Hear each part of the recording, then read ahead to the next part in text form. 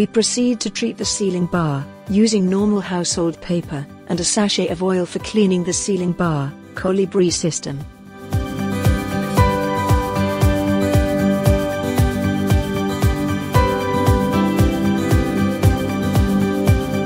After opening the sachet, we pour the entire contents onto the paper.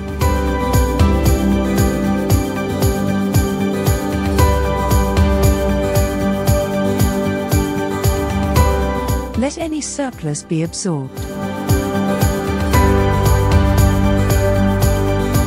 And we pass it all along the Teflon part of the table.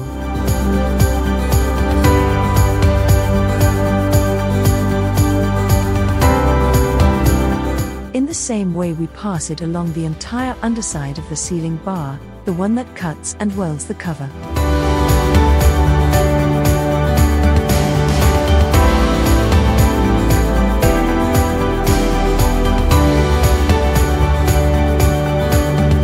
We proceed to remove any excess product.